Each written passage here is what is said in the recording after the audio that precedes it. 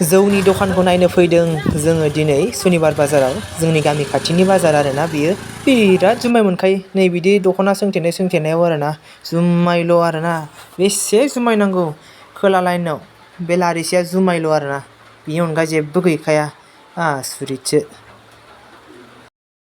हाय फ्रेन्ड्स, जों दायो सुनिबार बाजाराव फैदों। नै खालि जाजोब्बाय, अखा हानो नागिरदोंना, अखा खोरोमबायबो थादों, बिनि थाखायनो जुजोब्बाय, थांबायबो माखासे, खम फैदों आरो दखानिफ्रा।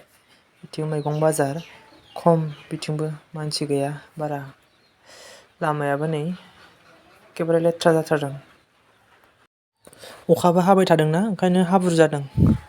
अमा बेदर लांनो फैदोंमोन जोङो, गैया अमा बेदरानो। ओमफ्राय नै बे जुमाय दखान आरोना जि सोंथेनाया, बिराद जुमाय मोनो बे बाजाराव। बेसेबां जुमाय नांगौ आरोना बिदि दख'ना सोंथेनायाव सेस जुमाय मोनजोबो आरो।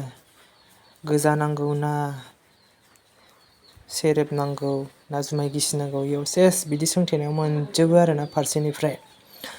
बुरजाथार दङ जुमाय दखानानो। ओमफ्राय बिनि सेर सेराव मैगं फानो आरो मादैया मैगं फानदों बेहाय। मैगं जिरायो आरो मैगं फानग्राफ्रा बिदियाव बे सेर सेराव।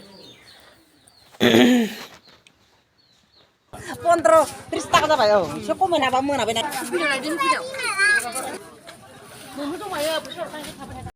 बे खोला लाइननि बे जि सोंथेनाया गासिबो जुमाय दखान गोजा आरो। ओमफ्राय बै सानजानि गंसेयाल' माने साहा दखान आरो, बिसाल' जुमाय फाना। सेस बियार मोनो, बायदिसिना मोनजोबो, बेदर एवनाय, जुमाय गिसि मोनजोबथारगोन आरो गासिखौबो।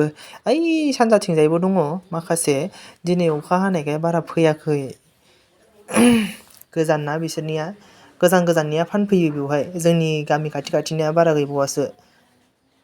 बेयो सेस जुमाय दखान गोजामोन आरो गासिबो बेयो, दिनै फैयाखै। बोथोराबो गाज्रि नालाय दिनै इफोरबो सेस। जोंनि बर' समाजाव मा जाबावगोन, खालि थांना थानायनि राहा महरै जुमायखौल' मोनथारसै खोमा। बेनो मानसिखौ फोजोबो आरो बेखौनो थांना थानायनि राहा खालामनानै लायो। ओमफ्राय जों दायो नैबे बाजैनि दखानाव मिक्सार जालांनोसै आरोना, बिराद गोथाव जायो बिनि मिक्सारा। 20 थाखानि जालांनोसै जोङो। जों फैबाथाय बेवहायनो जाबाय थायो आरो, मिक्सारल' जायो, जों जेबो जाया। बाय बाय।